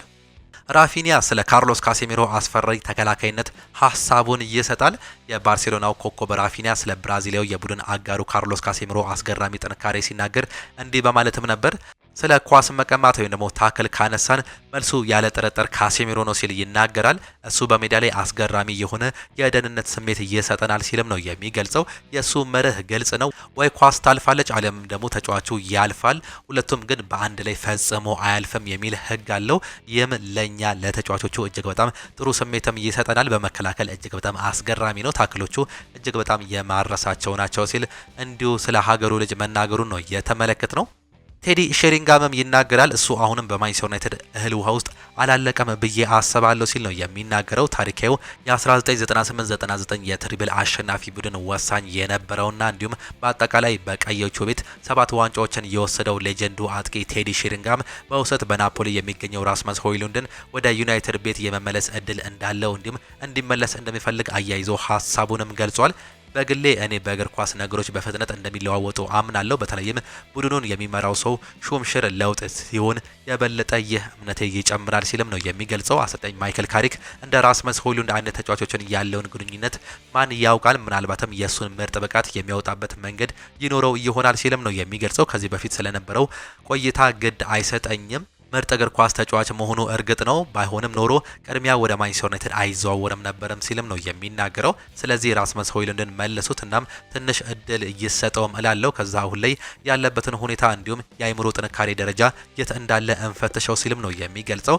ከዛ በፊት ለማንቸስተር ዩናይትድ በድጋሚ የመጫወት ከልብ የመነጨ ፍላጎት እንዳለው ማወቅ እንዲሁም ደግሞ መረዳት ግን ያስፈልጋል ሲልም ይገልጻል። እሱ ራሱ ብቁ ነኝ ብሎ ያምናል ወይ? መልሱን ያስፈልጋል ከሚሉ ጥያቄዎች መጀመር ይቻላል። ነገር ግን የተጫዋች ዳግም በማንቸስተር ዩናይትድ ቤት ቢጫወት እኔ እጅግ በጣም ያስደስተኛል። አወጣጡ ትክክል አይደለም። በአሁኑ ሰዓት ላይ በውሰት ነው ወደ ሌሎች ክለቦች መሄድም እየቻለው። በዚህም ምናልባትም ወደ ማንቸስተር ዩናይትድ የመመለስ እድል አለው ሲል ዳግም እየገለጸ እንደሚገኝ አሁንም መረጃዎችም እያጋሩን ይገኛሉ። አሰልጣኝ ማይክል ካሪክ እንግዲህ ፕሬስ ኮንፈረንስ ከእሁዱ የፉላም ጨዋታ በፊት እንዲሁ ሀሳብ እንዲሁም ደግሞ ፕሬስ ኮንፈረንስም ሰጥተዋል። ማይክል ካሪክ ስለ ፓትሪክ ዶርጉ ጉዳት ሲጠየቁ እንዲህ በማለትም ነበር መመለስም እየቻሉት። እንዳለመታደል ሆኖ በጣም ጥሩ ጊዜ እያሳለፈ በሚገኝበት ሰዓት መጎዳቱ በጣም ያሳዝናል። ለብዙ ሳምንታት ከሜዳ ይርቃል ብዬም አስባለሁ ሲሉም ገልጿል። አሁን ምን ያህል እንደሚረቅ ለማወቅ ምርመራ እየተደረገለት ይገኛል። ጥቂት ሳምንታት ይወስዳል። የጉዳቱ መጠን ለማወቅ መጠበቅ አለብን ሲሉም ነው የሚገልጹት። ማይክል ካሪክ በማንቸስተር ዩናይትድ በጥር የዝውውር መስኮት ስለሚደረገው እንቅስቃሴ ተጠይቀውም እውነቱን ለመናገር አሁን እየሰራንበት እንገኛለን። በእርግጥ ብዙ ነገሮች ሊከሰቱ ይችላሉ። ስለዚህ የሚሆነውን አብረን ነው የምናየው ሲሉ እየገለጹ ሲሆን እንደ ቡድን ተረጋግረናል፣ ምንም ማድረግ እንደምንችልም አሳይተናል። እናም የሚቀጥሉት ጥቂት ቀናት ምን ይዘው እንደሚመጡ ማየት ብቻ ነው የሚጠበቅብን። ነገር ግን እኔ በዚህ ጉዳይ ተረጋግቻለሁ ሲሉ ገልጿል። ስለ ጆሹዋ ዚርክዜ እንዲሁም ማቲያስ ደሊት የሚመለሱበት ጊዜ ተጠይቆም ነበር። ጆሹዋ ዚርክዜ በዚህ ሳምንት ወደ ልምምድ ተመልሷል። ይህ ለኛ መልካም ዜና ነው። ምናልባትም ለፉላሙ የስብስብ ጨዋታ ሊካተት የሚችልበት እድል አለ ሲሉ የገለጹ ሲሆን ማቲያስ ደሊት እስካሁን ከኛ ጋር ልምምድ ማድረግ አልቻለም፣ መቼ እንደሚመለስም እስካሁን ድረስ ግልጽ አይደለም ሲሉ ነው አሰልጣኙ የመለሱት። ማይክል ካሪክ ስለ ብሩኖ ፈርናንዴዝ የወደፊት እጣ ፈንታም ተጠይቀውም ነበር። ከልክ በላይ ወደፊት አሻግሮ መመልከት አስፈላጊ አይደለም ሲሉ ነው የተናገሩት። ከፉላም ጋር ስለምናደርገው ጨዋታ እየሰራንበት እንገኛለን። የተከፈተው የዝውውር መስኮት ከጥቂት ቀናት በኋላ ስለመዘጋጁ እየተነጋገረንም ነው የምንገኘው። ነገር ግን ዋናው የኔ አጀንዳ እሁድ ከፉላም ጋር በሚደረገው ጨዋታ በጥሩ መልኩ ማሳለፍ ላይ ሆኖ እንዲሁም ደግሞ ብሩኖ ፈርናንዴዝ ለማንቸስተር ዩናይትድ ሙሉ በሙሉ ቁርጠኛ በመሆኑ ደስተኛ ነኝ፣ ምንም አይነት ችግር የለውም ሲሉ ይገልጻሉ። ከዚህ በኋላ ያሉት ነገሮች በውድድር ዘመኑ መጨረሻ ላይ ይፈታሉ። ነገር ግን በአሁኑ ሰዓት ሁሉም ነገር አዎንታዊ በመሆኑ መልኩ እየሄደም ይገኛል ሲሉም ገልጿል። ማይክል ካሪክ ሜሰን ማውንት እያገኘ ስላለው ያነሰ የጨዋታ ደቂቃ ተጠይቀውም ነበር። የሜሰን ትልቅ አድናቂ ነኝ። የተጫዋች ጥራቱ የሚያሳየው ባህሪ እንዲሁም ደግሞ ስብዕናው ላቅ ያለ ተጫዋች ነው። ሜሰንን በጣም እወደዋለሁ እናም ለዚህ ክለብ በጣም አስፈላጊው ተጫዋች ነው ሲሉም ይገልጹታል። እንዲሁም ይጫወታል ሲሉም ነው የገለጹት። ማይክል ካሪክ ስለ ጆሹዋ ዚርክዜ የማንቸስተር ዩናይትድ የወደፊት እጣ ፈንታም ተጠይቀው ጆሽ አሁን ላይ ጥሩ ጤንነት ለመመለስ እንዲሁም ቡድኑን ለመቀላቀል እየሞከረ ይገኛል። ወደ ልምምድ መመለሱ በጣም ጥሩ ነው። ትላንትና ከቡድኑ ጋር ለመጀመሪያ ጊዜ ልምምድም አድርጓል። ከሱ ጋር ለመስራት በጣም ጓጉቻለሁ። ከዚህ በላይ ምንም ነገር መናገር አያስፈልግም ሲሉም ገልጿል። ስለ ፉላም ስለ ተጋጣሚያቸውም ሲጠየቁ ከባድ ጨዋታ ይጠብቀናል፣ በጣም ከባድ ጨዋታም ይሆናል። ያለፈው ጨዋታ አልፏል። አሁን ትኩረታችን ፉላም ላይ ይሆናል። ጨዋታው በሜዳችን ስለሆነ ብቻ ቀላል አድርገን ልንመለከተውም አልችልም ሲለው ነው የሚገልጹት። ማይክል ካሪክ ብሩኖ ፈርናንዴዝ እያሳየ ስለሚገኘውን ብቃት ተናግረውም ነበር። ብሩኖ ከመጣበት ጊዜ ጀምሮ ለማንቸስተር ዩናይትድ ያለንን ትልቅ ተጽዕኖ አሳድሯል። ፍላጎትን፣ ጥራቱን እንዲሁም የማሸነፍ ፍላጎቱን መመልከት ይቻላል። ይህም ለረጅም ጊዜ ሳይንቀሳቀስ ቆይቷል ሲል ነው የሚገልጹት። ወጥነቱ፣ በጨዋታ ላይ የሚያሳየው አፈጻጸም እንዲሁም የመሪነት ፍላጎቱ እጅግ በጣም አስደናቂ ናቸው።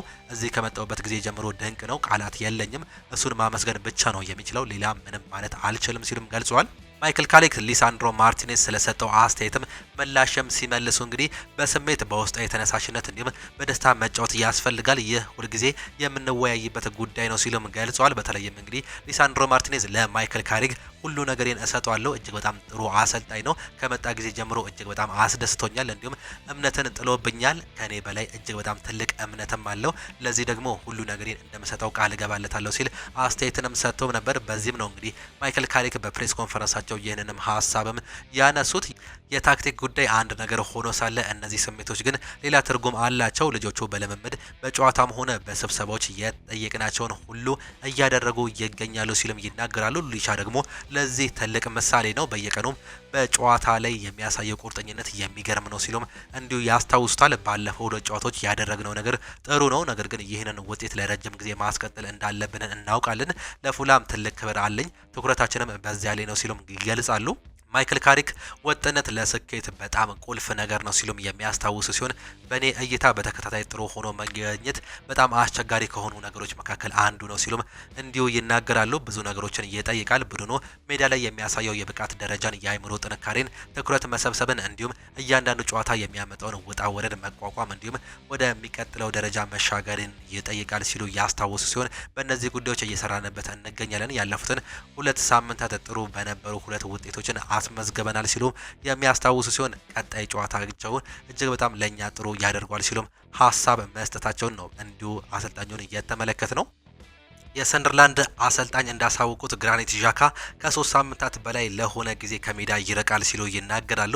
ይህ ማለት ደግሞ ቀጣይ ሳምንት ወደ ኤሚሬትስ ተመልሶ አርሰናል ከሰንደርላንድ ጋር በሚያደርጉት ጨዋታ የሚያመልጠው ይሆናል። በቀጣይ ሳምንት ሌላ ምርመራ ይደረግለታል ሲሉ ነው የገለጹት። ካፒቴን ግራኒት ዣካ ለሰንደርላንድ ከተከታታይ 3 ጨዋታዎችን በሚኒመም እንግዲህ የሚኖር አይሆንም ሲሉ ነው አሰልጣኙ እያሳወቁ የሚገኙት።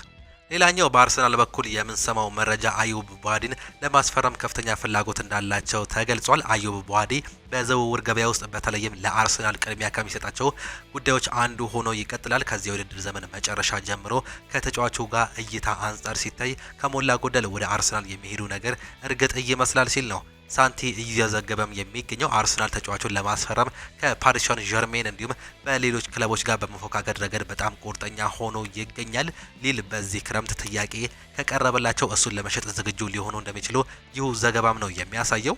አርሰናል ዛሬ ከሊድስ ጨዋታ ጋር የሚያደርገውን ጨዋታ ለማካሄድ የነበራቸው የጉዞ እቅድ ከተሰረዘ በኋላ ተቋርጧል። አርሰናል ወደ ሊድስ የሚያደርገውን አውቶቡሶች ለመከራየት ተገደው እንደነበር ነው የተገለጸው። የአርሰናል ተጫዋቾች ትላንትና ከሰዓት ልምምዱ ከሰሩ በኋላ ወደ ዮርክሻየር ሊያቀኑ እንደነበር የተገለጸ ሲሆን ይሁን እንጂ በረራው የተሰረዘበት ምክንያት እስካሁን አሳማኝ አይደለም። ምንም እንኳን ጭጋግ የሀገሪቱን ክፍሎች ቢሸፍንም ለጉዞ መሰረዝ በቂ አለመሆኑ ነው መረጃዎች የሚያሳዩት። ሌላኛው ኤአር አርሰናል ከሊድስ ጨዋታ ጋር በሚያደርገው ጨዋታ ሀሳቡንም ይገልጻል። ሊድሶች ጎል ያስቆጠራሉ የሚል እምነት የለኝም ሲል ነው የሚገልጸው። ባለፉት 3 የሜዳ ውጭ ጨዋታ ጎል አስተናግደናል። አሁን ግን እናስተናግዳለን ብዬ አልጠብቅም። የኔው አርሰናል 2-0 ያሸንፋል። ሳምንቱን ከገባንበት ደባሪ ሙድ እንወጣለን። በዛሬው ጨዋታ ላይ እናሸንፋለን ሲል የቀድሞ የአርሰናል የአጥቂ ስፍራ ተጫዋች የሆነው ዮሐን ሀሳቡንም ሰጥቷል። የአርሰናል መረጃዎቻችንን ስናስከትል ደግሞ አሰልጣኝ ሚኬል አርቴታ ፕሬስ ኮንፈረንስ አድርገውም ነበር ትላንትና። ከጥያቄዎቻቸው መካከል እንግዲህ ጁሊያን ቲምበር፣ ዊሊያም ሳሊባ እንዲሁም ደግሞ ካይ ሃቨርትስ ለሊድሱ ጨዋታ ዝግጁ እንደሆኑ በፕሬስ ኮንፈረንሳቸውም አሳውቋል። ዊሊያም ሳሊባ እንዲሁም ደግሞ የጁሊያን ቲምበር መመለስ ለኛ ጥሩ ነው ሲሉ የገለጸ ሲሆን ካይ ሃቨርትስን ግን እጅግ በጣም ልንጠቀቅለት ይገባል ሲሉም ነው የገለጹት። ስለ ካፕቴን ማርቲን ኦዴጋርድ ብቃትም ሲጠይቁ ሙሉ ቁጥሮችን መጥቀስ አለብን። በዚህ የውድድር ዓመት ከሌሎች የውድድሮች ዘመናት ጋር ሲነጻጸር ጥቂት ጨዋታዎችን ብቻ ተጫውቷል ሲሉም ያስታውሳሉ። በማውቃቸው ነገሮች ላይ ተጽዕኖ ማሳደር ይችላል። እናም በምናውቃቸው ነገሮች ላይ ለውጥ እንዲያመጣም እንፈልጋለን ሲሉ ገልጸዋል። አሁን ላይ የካይ ሃቨርትስ ሁኔታ መቆጣጠር አለብን። የሱ መመለስ ብዙ ድሩን ሊረዳ ይችላል። ነገር ግን ተስፋ እንዳደረግነው ሁሉ ሪስክ መውሰድ ግን እጅግ በጣም አስፈሪ ነው ሲሉ ስለ ካይ ሃቨርትስም ይናገራሉ። ስለ ማክስ ዶማንም ይናገራሉ። የተጫዋች እንግዲህ ፊርማ ማኖሩን በትላንትናው ዕለትም ተመልክተንም ነበር። የመጀመሪያ ፕሮፌሽናል ፊርማውን ያኖረው ማክስ ዶማን በአርሰናል ቤት እንግዲህ ጥሩ ጊዜን አሳልፋለሁ የሚል እምነት እንዳለው የገለጸ ሲሆን ከዚህም በተጨማሪ አንዳንድ ሀሳቦችን ከፊርማው በኋላም አንስቶም ነበር። እንደ ኢታን ንዋኔሪ፣ ማይክል ሉዊስ ስኬሊና ቡካዮ ሳካ የመሳሰሉ ተጫዋቾች ማደጋቸው ለኔ እንዲሁ ሌላ ተስፋን ይሰጠኛል። አሁንም ቢሆን በአርሰናል ቤት እስከ መጨረሻው እድሜ ድረስ መጫወትን እመኛለሁ፣ እመርጣለሁም። ለአርሰናል መጫወቴ እጅግ በጣም ያስደስተኛል። በቅርቡ ወደ ሜዳ እመለሳለሁ ሲሉም ገልጾም ነበር። ሚኬል አርቴታም ሲቀጥሉ እንግዲህ እጅግ በጣም ጥሩ ተሰጥኦ ያለው ተጫዋች ነው። እሱ ትልቅ አቅም ስላለው ተሰጥኦን በየቀኑ ማገልበት አለብን ሲሉም ነው የሚናገሩት። ማክስ ዶማን በ15 ዓመቱ ከኛ ጋር ያደረገው ነገር ለኔ በግሌ ከዚህ በፊት አይቼው የማላውቀው ነገር ነው ሲሉ የገለጹ ሲሆን እሱ ድካም እንዳይሰማው የሚያደርግ ልዩ ባህሪ እንዲሁም ደግሞ አቅም አለው ሲሉም እንዲሁ ስለ ተጫዋቹም ይናገራሉ። ማክስ ዶማን መቼ እንደሚመለስም ተጠይቆም ነበር። አሁን ላይ በሜዳ እየሰራ ይገኛል፣ በጥሩ ሁኔታ ላይም ይገኛል። እናም በቅርቡ ልናየው እንደምንችል ተስፋም አድርጋለሁ ሲልም ነው የተናገረው። አሰልጣኝ ሚኬል አርቴታ ሁሉም ለሊጉ ዋንጫ ቢታገሉም ከፔፕ ጋርዲዮላ ጋር ያለው ግንኙነት አሁንም እንዳለ መሆኑን እንዲሁ በትላንትናው ፕሬስ ኮንፈረንሳቸው ነው የተናገሩት። ፔፕ ጋርዲዮላን ከ15 ዓመት ጀምረው አውቀዋለሁ፣ አሁንም ድረስ እንከባበራለን ሲሉ የገለጹ ሲሆን የሞራል ማነቃቂያ ለተጫዋቾቹ ያስፈልጋቸዋል ወይም ተብለው ተጠይቀውም ነበር። ሚኬል አርቴታ መልሳቸውም አይ ነበር። ብዙውን ጊዜ ተቃራኒ ነው። እጅግ በጣም ጥሩ ውጤት ስናገኝ ሁሉም ያመሰግነናል። ነገር ግን ከስንት አንዴ ስንሸነፍ በከባዱ ይተቹናል። እናም ይህ ልክ አይደለም ሲሉ ነው የሚናገሩት። ተጫዋቾችን ያንን ያክል ሜዳ ላይ የሚፈልጉት በጣም በሚገባም አውቃለሁ ሲሉ የገለጹ ሲሆን እናም በየቀኑ ለነዚህ ተጫዋቾች የምናቀርባቸውን ከፍተኛ ፍላጎት እንዲኖራቸው እንዲሁም ሙሉ በሙሉ ከጎናቸው እንደቆመን ማሳወቅም አለባቸው። እናም አንዳንዴ እነሱ ከጫና እንዲወጡ ለሚፈጠረው ነገር ሁሉ ተጠያቂ እኔ እንደሆንኩ እነግራቸዋለሁ ሲሉም ስለ ሁኔታውም ይናገራሉ። ስለዚህ በዚህ ነጻነት ነው በዚህ ደስታ መጫወቱን መቀጠል ይችላሉ። ለዋንጫው አሁንም ፉክክሩን እየመራን እንገኛለን። ተጫዋቾቼ በአሁኑ ሰዓት ላይ እንደዚህ አይነት ነገሮች ያስፈልጋቸዋል ብዬ አላምንም ሲሉም ነው የሚናገሩት። ማንቸስተር ሲቲ ማርክ ጉይን እንዲሁም ደግሞ አንቷን ሴሜኖን አስፈርመዋል። ይህ ለእናንተ ምን ይገልጽላቸዋል ተብሎ ተጠይቀው ሚኬል አርቴታ ሲመልሱ ያ የነሱ ጉዳይ ነው፣ ምን እንደሚያደርጉ እንዲሁም ባለፉት 10 እንዲሁም ደግሞ 15 ዓመታት ምን እያደረጉ እንደሆነም አውቃለሁ። ምንም የሚያስደንቅ ነገር የለውም። ዋንጫን ለማሸነፍ ይፈልጋሉ። እናም ለማሳካት የሚችሉትን ሁሉ እያደረጉ ይገኛሉ ሲሉም ነው የገለጹት። በውድድር መስኮቱ የመጨረሻ ተጫዋቾች አታስፈርሙም፣ ምክንያቱም ማንቸስተር ሲቲ እሱን እያጠናከረ ይገኛል። የእናንተስ ጉዳይ እንዴት ይሆናል ተብሎ አሰልጣኝ ሚኬል አርቴታ ሲጠየቅ እንግዲህ ብናስፈርም እንኳን እንኳን የነሱ ምክንያት ሳይሆን መፍታት ባለብን ጉዳይ ላይ ብቻ ነው የምናስፈርመው ሲሉም ይገልጻሉ። ይህ ከማንቸስተር ሲቲ የመጣ ጫና መሆን የለበትም። ይህ የሚያስደንቅ ነገር አይደለም። ምክንያቱም ማንቸስተር ሲቲ ባለፈው ዓመት ይህንን አድርጓል። እነሱ በጣም ቆራጥም ናቸው ሲሉም የገለጹ ሲሆን እኛ ግን በእነሱ ፉክክር ውስጥ ገብተን ተጫዋች አናስፈርምም፣ በምንፈልግበት ሁሉ የማስፈረም ግን ፍላጎት ይኖረናል ሲሉም ገልጿል። የማስፈረም ምኞት አለን፣ ግን ደግሞ በዛው ልክ ውስንነታችን አለን። እናም የምንችለውን እንዲሁም ደግሞ ትክክል ነው ብለን የምናስበውን ነገር ማድረግ አለብን ሲሉም ተናግሯል። የፔፕ ጋርዲዮላ ጭንቅላት ጨዋታ ይወዳሉ ተብሎ ተጠይቀውም ነበር። በተለይም እንግዲህ ፔፕ ጋርዲዮላ ዋንጫውን በዚህ ዓመት እናሳኳለን፣ እመኑኝ፣ ችግራችንን እንፈታዋለን፣ ችግራችንን አውቀዋለሁ ሲሉ ያለፈው ሳምንት ፕሬስ ኮንፈረንስ ላይ ፔፕ ጋርዲዮላ መናገራቸውን ተከትሎ ነው ይህ ጥያቄ ለአሰልጣኝ ሚካኤል አርቴታ እየቀረበላቸው። አይ እንደዛ አይመስለኝም፣ ከሚስቴ ጋር በምነጋገርበት መንገድ ከሱ ጋር አልነጋገርም፣ ግን በአጠቃላይ እንነጋገራለን ሲሉ ስለ ፔፕ እየተናገሩ ሲሆን እሱ ምን እንደሚሰማው ይናገራል። ፔፕን ከ15 ዓመት ጀምሮ አውቃለሁ። እናም የአይምሮ ጨዋታ አለ ብላችሁ ካሰባችሁ እሱን ጠይቁ፣ እኔ ትቼዋለሁ ሲሉ እየገለጹ ሲሆን ለዚህም ብዙ ትኩረት አልሰጥም፣ ምክንያቱም ዋናው ነገር ወደ ሜዳ ወጥተህ ማሸነፍ መቻል ነው፣ ሌሎች ነገሮች ከዛ በኋላ የሚከተሉ ናቸው ሲሉ አሰልጣኝ ፔፕ ጋርዲዮላን እንዲሁ ገልጸውታል። የሊቨርፑል መረጃዎቻችንን ደግሞ እንመልከት። አሰልጣኝ አርኔ ስሎት እንዲሁ ትላንትና ፕሬስ ኮንፈረንስ ሰጥተዋል። ከነዚህም መካከል ኢብራሂማ ኮናቴ በትላንትናው ልምምድ ላይ እንደተሳተፈ እንዲሁም ለዛሬው ለኒውካስሉ ጨዋታ እንደሚደርስም ገልጿል። በዛሬው ጨዋታ ላይ ይህ የተከላካይ ስፍራ ተጫዋች አገልግሎት እንደሚሰጥ ነው የታወቀው። አሰልጣኝ አርኔ ስሎት አራተኛ ደረጃን ስለማጠናቀቅም ተጠይቀውም ነበር። እያንዳንዱ ጨዋታ ወሳኝ ነው፣ ነገር ግን አሁን ላይ ራሳችን ያገኘንበት ቦታ እያንዳንዱ ጨዋታ ወሳኝ እንዲሆን ያደርገዋል። ምክንያቱም ቶፕ ፎር ውስጥ መሆን የምንፈልገውም ነገር ነው። ሁሉም ወሳኝ ጨዋታዎች ናቸው። እናም ከኒውካስል ጋር ምን ያክል ከባድ ጨዋታ እንደሆነም እናውቀዋለን። ለእነርሱም ሁልጊዜም ከባድ ጨዋታ ነው፣ በጉጉት የሚጠብቀው ጨዋታ ነው። ነገር ግን ሁላችንም በዚህ ሳምንት ጥሩ ውጤት ስላስመዘገብን በአንፊልድ መጫወታችን ሁልጊዜ በጉጉት የምንጠበቀው ነገር ያደርገዋል ሲሉም ገልጿል። በአውሮፓ ቻምፒየንስ ሊጉ ግማሽ ደርዘን አስቆጥረው እንግዲህ ቃራባግን እንዲሁ አሸንፈው መምጣት መቻላቸውን የምናስታውሰውም ጉዳይ ነው። ከኒውካስል ጋር የሚደረገው ጨዋታ ደግሞ እጅግ በጣም ፈታኝ ጨዋታ ይሆናል ሲሉም ነው እንዲሁ እያስታወሱ የሚገኙት አሰልጣኝ አርኔ ስሎት። በዚህ ሰዓት እንግዲህ 6ኛ ደረጃ ላይ የተቀመጠው ሊቨርፑል ምናልባትም ቀጣይ ጨዋታዎችን በማሸነፍ ቶፕ ፎር ውስጥ ለመግባት የሚያደርገውን ጥረትም ያመላክተናል። ኒውካስል ዩናይትድም ይህን ጨዋታ የሚያሸንፍ ከሆነ እስከ 6ኛ ደረጃነት የመምጣት ሰፊ እድልም ይኖረዋል። በዚህም የተነሳ ይህ ጨዋታ ከባድ ሊሆን እንደሚችል ቅድሚያ ግምቶች እየተሰጡም ይገኛሉ። አሰልጣኝ አርኔ ስሎት ጆ ጎሜዝ በኒውካስሉ ጨዋታ ላይ እንደማይገኝ ነገር ግን ለረጅም ጊዜ እንደማይቆይም ገልጿል። የተጫዋች ጉዳት ላይ ይገኛል፣ ነገር ግን በርካታ ጊዜያት ከሜዳ ይርቃል ብዬ አልጠብቅም ሲሉም ነው የገለጹት። ከርቲስ ጆንስ ዳግም አገግሞ ወደ ሜዳ ተመልሷል ሲሉም ነው የገለጹም የሚገኙት። ይህ ተጫዋች እንግዲህ ጉዳት ላይ ህመም ላይ ነበር፣ ነገር ግን በአሁኑ ሰዓት ላይ አገግሟል ሲሉም ነው የገለጹት። ስለ 6-0 ስለማሸነፋቸውም ሲገልጹ እንግዲህ ከመሸነፍ ይልቅ ማሸነፍን እመርጣለሁ፣ ስለዚያ ነው ጥሩ ነገር የሚሆነው ለ16 ጨዋታዎች ብቁ ሆነናል። እናም ጥሩ ድልም አስመዝግበናል። እናም ሁል ጊዜ ጠቃሚ ነገርም ነበር፣ ነገር ግን በዚህ ክለብ አንድ ድል ብቻ በቂ አይደለም ሲሉም ነው የሚያስታውሱት። በአውሮፓ ቻምፒየንስ ሊጉ ጥሩ ስታቲክስ ያላቸው አሰልጣኝ አርኔ ስሎት አምና በአንደኛነት በዚህ ዓመት ደግሞ በ3ኛ ደረጃነትም አጠናቀናል። ፕሌይ ኦፍ ሳይኖርብን ቀጥታ ማለፋችን ለእኛ ጥሩ ነገርም ያደርገዋል። በአውሮፓ ቻምፒየንስ ሊግ ጥሩ ነገርን ለማምጣትም አሁንም እየሰራን እንገኛለን። ይህንንም በእንግሊዝ ፕሪሚየር ሊግ ለመቀጠል ከፍተኛ ፍላጎት አለን ሲሉም ነው አሰልጣኙ እየገለጹም የሚገኙት። ስለ ሙሐመድ ሳላም ሲጠየቁ እንግዲህ በጥሩ ቦታ ላይ እሱን ማግኘት አለብን ሲሉም ነው የተናገሩት። ከሱ እንዲሁም ደግሞ ከሌሎች ተጫዋቾች ጋር ይህንኑ ለማድረግ የበለጠ እየሞከረን እንገኛለን። በቦክስ ውስጥ የምናደርጋቸው ጨዋታዎች አጥቂዎች ተስፋ ሰጪ ቦታ እንዲገኙ ማድረግ ነው። ይህ ከተደረገ ተጫዋቾቻችን ከነሱ የሚጠበቀውን ነገርም ያደርጋሉ። በርንማውዝ ላይ ፍሎሪያን ቪርትስ በቃራባግ ላይ ያስቆጠረው አይነት ጎል ማስቆጠር ይችላል፣ ነገር ግን መስጠትን መረጠ ሲሉም ያስታውሳሉ።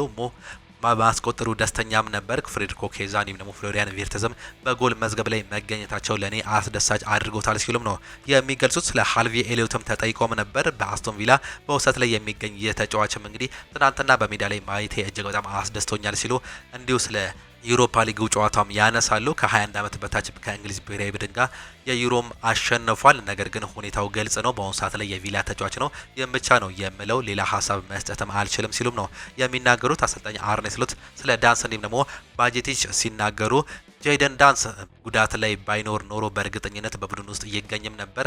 ዛሬ ወይም ደግሞ ነገ አይመለስም ሲሉም ይገልጻሉ። እስካሁን በጣም እድለኛ አልነበረም። ጥሩ አስተሳሰብ ያለው ተጫዋች ነው። ብዙ ነገር አጋጥሞታል። አይዛክ ከሜዳ ውጪ በመሆኑ ለሱ ጥሩ ጊዜ እየሆነም ነበር ሲሉ ስለሌላኛው የአጥቂ ስፍራቸውም እንዲሁ ይገልጻሉ። ነገር ግን አልሆነም። በጣም ያሳዝናል። ብዙ ጉዳቶች አጋጥሞታል። ነገር ግን ተመልሶ ይመለሳል። እናም አለም ይተዋወቀዋል ሲል ነው የሚገልጹት። ባዚቲች እስካሁን ድረስ ልምምድ ላይም አይገኝም። ብዙም እንቅፋቶች አያጋጥሙትም። በቅርቡ እንደሚመለስ ተስፋም ያደርጋል። ነገር ግን ከዚያ በኋላ ወደ ልምምድ ይመለሳል። ለ7 ወይም ደግሞ 8 ወራት ከሜዳ ውጭም ነበር። ስለዚህም የዚያን ግምት ማሰብ አለብን። ተጫዋቾቻችንን በጥንቃቄ መያዝ እንዳለብን መርሳት የሌለብን ጉዳይ ነው ሲሉ አሰልጣኝ አርኔ ስሎት እየተናገሩ ሲሆን ሌላኛው የምናነሳው ጉዳይ ሁጎ ኤኪቲኬ ከፍሎሪያን ቪርተስ ጋር ስላላቸው ጥምረትም ተጠይቆም ነበር። ጨዋታዎች ላይ እኔ ብዙ አሲቶች አድርጌለታለሁ እናም አሁን ደግሞ ያንን መመለስ አለበት ሲል እንዲሁ በሳቅም መልሷል። ሁሌ እንደምለው ፍሎሪያን ቪርትስ በጣም ጥሩ ተጫዋች ነው። እናም እኔ ደግሞ እንደዚህ አይነት ተጫዋች ጋር መጫወትን እወዳለሁ። በእርግጠኝነት በየጨዋታው ጎል ማስቆጠራችን እንዲሁም ደግሞ አሲስት ማድረጋችንን እንቀጥላለን። በአሁኑ ሰዓት ላይ ያለን የጋራ ነገር እጅግ በጣም ጥሩ እንደሆነ ይሰማኛል ሲልም ነው እንዲሁ ይህ ተጫዋች መግለጽም እየቻለው። ኤቨርተን ታይለር ጆርጅን ለማስፈረምም ይፈልጋሉ። የመርሲሳይዶ ክለብ ኤቨርተን የቼልሲውን የፊት መስመር ተጫዋች የሆነው ታይለር ጆርጅን ለማስፈረም ፍላጎት እንዳላቸው ተገልጿል። ቼልሲ የ19 ዓመቱን ተጫዋች ታይለር ጆርጅን በዚህ ሳምንት ለመሸጥ ማቀዱ የተዘገበ ሲሆን ኤቨርተን ተጫዋቹን ለማስፈረም ከእንግሊዝ እንዲሁም ከአውሮፓ ክለቦች ከፍተኛ ፉክክር ሊጠብቀው እንደሚችል ዘ አትሌቲክስ አስነብቧል። ተጫዋቹ በዘንድሮ የውድድር ዓመት ለቼልሲ በቋምነት ተሰልፈው መጫወት የቻለው በ5 አጋጣሚዎችም ብቻ ነው። በዚህም የተነሳ ምናልባትም ኤቨርተኖች የአጥቂ ስፍራቸውን ለማጠናከር የቼልሲውን ታዳጊ ተጫዋች የግላቸው ለማድረግ አሁንም ፉክክሩን እንደሚመሩት ዘ አትሌቲክስም አስነብቦናል። ቼልሲ ከተጫወትክባቸው ክለቦች ምርጡ ነው ወይ ተብሎ ተጠይቆም ነበር። ኤዲን ሃዛርድ መልሱም አይደለም የሚል ነበር። በቼልሲ የነበረኝ ቆይታ በጣም ጥሩ የሚባል ነው። ነገር ግን መዘንጋት የሌለብን ለሪያል ማድሪድም ተጫዋች አለው። ሪያል ማድሪድ ምርጡ ቁጥር 1 ክለብ ነው ሲል ትላንትና ኤዲን ሃዛርድም ይናገራል። ሊያም ሮዚኒየር አንዳንድ ሀሳቦችን በፕሬስ ኮንፈረንስ አንስቶም ነበር። ሌቪ ኮልዊል ሜዳ ላይ ጠንክሮ እየሰራ ይገኛል ሲሉ ያነሳሉ። የውድድር ዓመቱ ከመጠናቀቁ በፊት ወደ ሜዳም ይመለሳል ሲሉ ጉዳት ላይ ስላሉ ተጫዋቾች የተናገሩ ሲሆን ጆሽ አቺፖንግ ከኔ ጋር በቼልሲ ቡድን ውስጥ እፈልገዋለሁ አይለቅም ሲሉ ነው ስለ ዝውውሩም የሚያነሱት። ስለ ኮል ፓልመር ሲናገሩ በናፖሊ ጨዋታ ከድንቅ ጨዋታ ጋር 2 አሲስትም አድርጓል። ከዌስትሃም ጋር ቋሚ ሆኖ ለመጀመር ተዘጋጅቷል። ኮል በጣም አስደሳች ተጫዋች ነው። እሱን እጅግ በጣም እንፈልገዋለን። አሁንም ከኛ ጋር እንዲሆን ነው ፍላጎታችን ሲሉ አሰልጣኙ መናገራቸውን ነው እየሰማን የምንገኘው። ሌላኛው በአሁኑ ሰዓት ላይ እንግዲህ ቼልሲ ከሚሰማባቸው ዋና መረጃዎች መሰረት በተለይም ስካይ ስፖርት ይዞት የወጣውን መረጃ ደግሞ በስፋት ስንመለከት ጀሪሚ ጃኩዌት ቼልሲን ብቻ መቀላቀል እንደሚፈልግ ለክለቡ ማሳወቁ ነው መረጃዎች እያሳዩ የሚገኙት። በርካታ ክለቦች ይህንን ታዳጊ ተጫዋች ይፈልጉታል። ነገር ግን ተጫዋቹ ቼልሲን ብቻ መቀላቀል ይፈልጋል ሲል ስካይ ስፖርት ትላንትና በሰበር መረጃው ይዞት መውጣትም ችሏል። ስለ አንሴል ሚሊዮንም እንግዲህ ሲናገር ይህ ተጫዋች በዶርትመንድ ይቆያል ብሎ መናገሩን ነው እየሰማንም የምንገኘው። የቼልሲን መረጃ የማንቸስተር ሲቲው ምክትል አሰልጣኝ ፔፕ ሊንደርስ ከትላንትናው ፕሬስ ኮንፈረንስ እንግዲህ ያነሷቸውን ሀሳቦችን ደግሞ ስንመለከት ትላንትና ምክትል አሰልጣኙ ፔፕ ሊንደርስ ነው እንግዲህ ለፔፕ ጋርዲዮላው ማንቸስተር ሲቲ እንዲሁ ሀሳብ መስጠት እየቻሉት ስለ አርሰናል መደናቀፍ ማሰብ የለብንም ሲሉ ይናገራሉ። የቶተንሃም ጨዋታ ከባድም ይሆናል ሲሉም ነው የሚያሳዩት። አሰልጣኝ ፔፕ ጋርዲዮላ በገጠማቸው የግል ጉዳይ ምክንያት በትላንትናው የቡድኑ ጋዜጣዊ መግለጫ ላይ አልተገኙም። በምትኩ የቡድኑ ረዳት አሰልጣኝ ፔፕ ሊንደርስ ከጋዜጠኞች ጋር ቆይታም አድርገውም ነበር። አሰልጣኙ በቆይታቸው ወቅትም ጀርሚ ዶኩ በጉዳት ምክንያት ለ2 ወይም ደግሞ ለ3 ሳምንታት ከሜዳ ይርቃል ብለው የተናገሩ ሲሆን ከቶተንሃም ጨዋታ ያነሱት ፔፕ ሊንደርስ ቶተንሃም ብዙ ጥንካሬዎች ያሉት አስደናቂ ቡድን ነው ሲሉም ይገልጹታል። ጨዋታው ከባድ ይሆናል ያሉት አሰልጣኙ ለማንቸስተር ሲቲ አስቸጋሪ ፈተናም ይሆናል ሲሉም ያስታውሳሉ። አርሰናል ይደናቀፍ እንደሆነ የተጠየቁት አሰልጣኙ በራሳችን ላይ ማተኮር እንዲሁም ለማሸነፍ መሞከር አለብን። አርሰናልን መርሳት አለብን። ስለ አርሰናል አይደለም የምንጫወተው። በዚህ ዓመት ዋንጫውን ለማሸነፍ እየተፎካከርን እንገኛለን። የራሳችንን የቤት ስራ መወጣትም አለብን። ይህን ነገር የምናደርግ ከሆነ ደግሞ ዋንጫውን ማንሳት እንችላለን። ስለ አርሰናል እኛ ግድ የለንም። የራሳችንን ስራ ብቻ እንስራ ሲሉ ነው እየገለጹም የሚገኙት። የሩበን ዲያዝ መኖሪያ ቤት መዘረፉም እየተገለጸም ይገኛል። የማንቸስተር ሲቲ ተከላካይ ሩበን ዲያዝ መኖሪያ ቤት ዝርፊያ እንደተፈጸመበት አሰልጣኝ ፔፕ ሊንደርስም አሳውቋል። የተጫዋቹ መኖሪያ ቤት የተዘረፈው እሱ ለሻምፒዮንስ ሊግ ጨዋታ እንዲሁም ባለቤቱ ለስራ ወደ ደቡብ አሜሪካ ባመራችበት ወቅት መሆኑ ነው የተገለጸው። ዘራፊዎቹ የተለያዩ ቁሳቁሶችን እንዲሁም በርካታ እቃዎችን የዘረፈው ሲሆን ምርመራ እየተካሄደ እንደሆነ የአካባቢው ፖሊስ መግለጻቸው ነው የገለጹት። አሰልጣኝ ፔፕ ሊንደርስ በበኩላቸው ሲገልጹ እንደ ክለብ ልናግዘው ጥረት እናደርጋለን፣ ከጎኑ እንቆማለን በማለትም ሀሳብ መስጠታቸውንም ነው የሰማ ነው። ቶማስ ፍራንክም ከማንቸስተር ሲቲ ጨዋታ በፊት ይናገራሉ።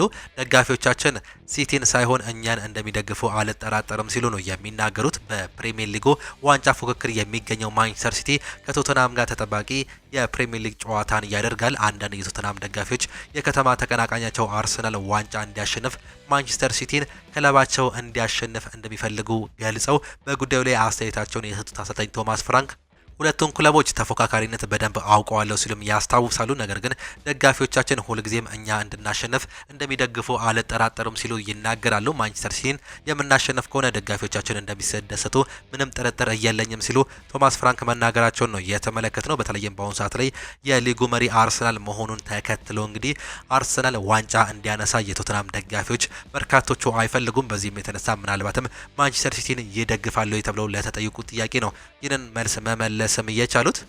ፍሎሪያን ቪርተስ ከቢቢሲ ጋር በነበረው ቃለ መጠይቅ እንደዚህ አይነት ሀሳቦችን አንስቶም ነበር። ሊቨርፑል በመምጣቴ ደስተኛ ነኝ እና የጠበቅኩት ወዲያውኑ ያሰብኳቸው ነገሮች መሳካትን ነበር፣ ነገር ግን አልሆነም። እናም አይምሮዬን ማጠንከር እንዲሁም በራስ መተማመኔን ቀጠልኩኝ። እናም ቀስ በቀስ ወደ አሰብኩበት እየመጣው እገኛለሁ ሲል ስለ ቢቢሲም ይገልጻል። ፍሎሪያን ቪርተስ ሊቨርፑልን የመረጠበትን ምክንያት ሲጠይቅ የተሻለ እንዲሁም ትልቅ ተጫዋች ለመሆን የክለብ ትክክለኛው ቦታ እንደሆነ አምናለው፣ ምክንያቱም ትልቅ ክለብ ነው ሲልም ነው የሚናገረው። ፍሎሪያን ቪርተስ እግር ኳስ ችሎታ እንዳለው እንዴት እንዳወቀ ሲጠየቅ እዚህ ላይ ወይም ደግሞ እግር ኳስ በጣም ጥሩ እንደሆንኩኝ በቅርብ ጊዜ የተሰማኝ ነው። ምክንያቱም ትምህርት ቤት ወይም ደግሞ ሜዳ ላይ ኳስ ስጫወት ብዙ ተጫዋቾች የሌለ ቡድን ውስጥ ነበር የምመደበው። ምክንያቱም ተቃራኒው ቡድን እኔን ለማስቆም ብዙ ተጫዋቾችን ይፈልጋል ሲልም ነው የሚያስታውሰው። ፍሎሪያን ቪርተስም ሲቀጥል ለራሴ እንዲህ እያልኩ ስነግርም ነበር፣ በጀርመን ቡንደስሊጋ በጣም ጥሩ ተጫውታል፣ ብዙ ነገሮችንም አሳክታል፣ እዚህ መጥተህ ያንን መርሳት የለብህም ሲል ራሱን እንደሚያስታውስ ነው የገለጸው። እናም አሁን ሲዝኑ ሲጀምር ከነበረው በላይ በጣም ጥሩ ላይ እገኛለሁ እናም ተመችቶኛል ሲልም ነው የሚገልጸው። ስለ ሁጎ ኤኪቲኬ ስለ ጓደኛም ተጠይቆም ነበር። ከእንደሱ አይነት ተጫዋቾች ጋር በመጫወቴ እጅግ በጣም ደስተኛ ነኝ። ኤኪቲኬ በጣም ጥሩ እንዲሁም ደግሞ አሪፍ ባህሪ ያለው ሰው ነው። እናም አሁን ምርጥ ጓደኛዬም ሆኗል። የመጀመሪያ ትሬዲንግ ወቅት አስገርሞኛል፣ ምክንያቱም ይህን ያክል ጎበዝ ተጫዋች እንደነበረ አላውቅም ነበር ሲልም ነው የሚያስታውሰው። ፍሎሪያን ቪርተስ ስለ መጪው ዓለም ዋንጫም ተጠይቆ መጪውን የዓለም ዋንጫ ማሸነፍ ከባድ ነው፣ ነገር ግን እነሱን አብረን የምናየው ይሆናል ሲልም ይናገራል። እኛ የምንሄደው ለማሸነፍ ብቻ ነው ሲል ያስታውሳል። ስለ ዴንዚል ዴምፍሪስ ኢንተር ሚላንን መረጃ መጠየቁ ዲማርዚዮ እያስነበበም ይገኛል። እንዲሁም ስካይ ኢታሊያም ይህንን ዘገባ ይዞት መውጣትም ችሏል። ዝውውሩ የሚወሰነው ተጫዋቹ ጉዳት ላይ ስለሆነ ስለ ተጫዋቹ የማገገሚያ ጊዜ የኢንተር ሚላንን የመመለሻ ውሳኔ ይጠይቃሉ ሲልም ይገልጻል። ይህ መረጃ በርካታ የጣሊያን ዘገባዎች እንዲሁም የኢንተር ሚላን ዘገባዎች እየተጠባበቁት ይገኛሉ። በተጨማሪም ተጫዋቹ በአጭር ጊዜ ውስጥ ከጉዳት አገግሞ ወደ ጨዋታ የሚመለስ ከሆነ ሊቨርፑል ጥያቄ ለማቅረብ ዝግጁ መሆኑ ነው እየተገለጸ የሚገኘው። ዲማርዚዮ እንዳስነበበው ዴንዚል ዴምፍሪስ ምናልባትም ወደዚህ ክለብ የመምጣት እድል አለው ሲልም ይገልጻል። ቤን ጃኮብስ በሊቨርፑል እንዲሁም በዴንዚል መካከል ምንም አይነት ግንኙነት የለም፣ ነገር ግን ዘገባዎች እየሰማን እንገኛለን ሲል መዘገቡንም ሰማን። ብሩኖ ፈርናንዴዝ በተወካዮቹ በኩል በጥር የዝውውር መስኮት ራሱን ለሪያል ማድሪድ ቢያቀርብም ፍሎሬንቲኖ ፔሬዝ በውድድር ዘመኑ አጋማሽ እሱን ለማስፈረም ፈቃደኛ አልሆንም ሲል ኤስፔን ያስነብባል። ፔሬዝ ቢስማማ ኖሮ ብሩኖ ለሪያል ማድሪድ የመጫወት ቁርጠኛ ነበር በማለትም ነው እየገለጸም የሚገኘው። ከብሩኖ ፈርናንዴዝ በተጨማሪም ሌላኛው ፖርቹጋላዊ አማካይ ሩበን ኔቬዝ ራሱን ለሪያል ማድሪድ አቅርበውም ነበር፣ ነገር ግን ይህ ነገር አልተሳካም። ሁለቱም ፖርቹጋሊያን ወደ ሪያል ማድሪድ የመሄድ እድላቸው ጠቧል ሲልም እንዲሁ ማስታወሱን ነው ኢስፔን አሁን ላይ እየሰማ ነው ያለው መረጃ የሚያሳየን። ሌሎች አንዳንድ ሀሳቦችን ስናነሳ ሪያል ማድሪድ ለቡድኑ የወደፊት እቅዶች በማውጣቱ ረገድ ስህተት መስራቱን ያምናል ሲል ነው የሚገልጸው። ክለቡ ከዓመታት በፊት የወሰደውን የቡድኑ መልሶ ግንባታ እቅድ ባለመሳካቱ በተለይ ሉካ ሞድሪች እንዲሁም ደግሞ ቶኒ ክሮስን በአግባቡ መተካት አለመቻኑ ለመጀመሪያ ጊዜ አምኖ የተቀበለው ጉዳይ መሆኑ ነው እየተገለጸም የሚገኘው። ክለቡ ኦሬል ቹዋሚኒ ከካማቪንጋ እንዲሁም ደግሞ አርዳ ጉለር ብዙ ነገሮች ጠብቆ የነበረ ቢሆንም ነገሩ በታሰበው ልክ ስኬታማ አለመሆኑ እንዲሁ ያምኑታልም እየተባለም ይገኛል። አዳዲስ አዳዲስ ፊርማዎችንም በክረምት ይኖራሉ የሚል እምነት እንዳለው ነው የተገለጸው። ሪያል ማድሪድ በክረምት ፈራሚዎች በተለይ በዲን ሁይሰን ደግሞ ፍራንኮ ማስታንቱኖ ላይ ቅር ተሰኝቷል። በዚህም ክለቡ በድጋሚ በመጪው ክረምት የዝውውር መስኮት ወደ ገበያው ይገባል። እናም የተከላካይ እንዲሁም የአማካይ ክፍሉን ለማጠናከር ከፍተኛ የሆነ የዝውውር የገንዘብ ወጪ ለማድረግ ውሳኔ ማስተላለፋቸው ነው የተገለጸው። ሪያል ማድሪዶች በአሁኑ ሰዓት ላይ ከፍተኛ ገንዘብ በክረምት ያወጣሉ የሚል እምነት እንዳላቸው መረጃዎችም ያሳያሉ። ሃንሲ ፊሊክ ይናገራል። በማርከስ ራሽፎርድ እጅግ በጣም ደስተኛ ነኝ ሲል ነው የሚገልጸው። ፍጥነቱ፣ አጨራረሱ፣ ኳስ አያያዙ በጣም ድንቅ ብቃት ያለው ተጫዋች ነው። በእውነቱ ይህ ተጫዋች ምናልባትም ከኛ ጋር የሚቀጥለውን አመት ይቆያል ብዬም ተስፋ አድርጋለሁ ሲሉ እንዲሁ እየተናገሩ እንደሚገኙ ነው መረጃዎች እያሳዩንም የሚገኙት።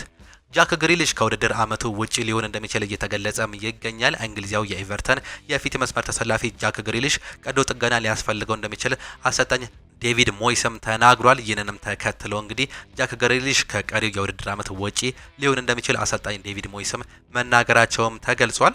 ኦስካር ቦብ በይፋ ፉላምንም ተቀላቅሏል። ፉላም ኖርዌይን የክንፍ መስመር ተሰላፊ ኦስካር ቦብ ከማንቸስተር ሲቲ ማስፈረማቸው በይፋም አሳውቋል። ፉላም ተጫዋቹን በ31 ሚሊዮን ዩሮ የዝውውር ሂሳብ ማስመረማቸው ይፋ የተደረገ ሲሆን ማንቸስተር ሲቲ ከተጫዋቹ የወደፊት ሽያጭ 20 በመቶ ድርሻ እንደሚኖረው ነው የተገለጸም የሚገኘው። የ22 ዓመቱ ኦስካር ቦብ በፉላሙ የ5 ዓመት ኮንትራት ሲፈርም በክለቡ የ14 ቁጥር ማሊያን ይለብሳል የሚል እንዲሁ ኢንፎርሜሽንን እየሰማን እንደሚገኝ ነው መረጃዎች በስፋትም እያመላከቱንም የሚገኙት። እጅጉን የተወደዳችሁና የተከበራችሁ የአሁኑ ስፖርት አድማጭ ተመልካቾቻችን ለዛሬ ነበረን ስፖርታዊ መረጃዎቻችን ይህንን እየመስሉ ነበረ። ፕሮግራሞቻችንን እንዴት አያችኋቸው? ሀሳብ አስተያየታችሁን ኮመንት ቦክስ ላይ ልታጋሩን ትችላላችሁ። የዛሬ የጠዋት ስፖርታዊ መረጃዎቻችን በዚሁ የሚጠናቀቁ ይሆናሉ።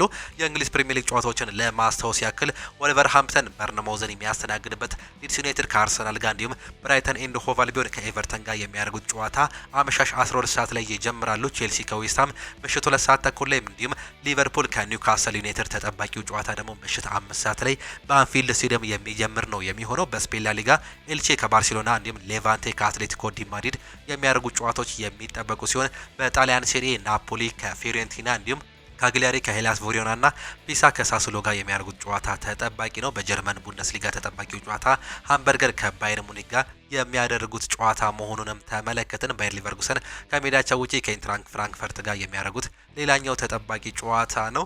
ኦሎምፒክ ዴ ማርሴ ወደ ፓሪስ አቅንተው እንግዲህ ከፓሪስ ጋር የሚያደርጉት ጨዋታ ተጠባቂ ሲሆን ሞናኮ ከስቴድ ሬንስ ጋር እንዲሁ ዛሬ ጨዋታቸውን ያደርጋሉ። እነዚህን ጨዋታዎች እንድታዩ እየጋበዝን የዛሬ የቅዳሜ የጠዋት ፕሮግራሞቻችን በዚሁ የምናጠናቀቅ ይሆናል። እስከ መጨረሻው ድረስ እኔም ቂጤ ሳፉፋ አብሬያችሁ ቆየው። በከሳት ፕሮግራሞቻችን እስከምንገናኝ ድረስ ግን ቻው ቻው፣ መልካም ጊዜ፣ መልካም ውሎ ይሁንላችሁ።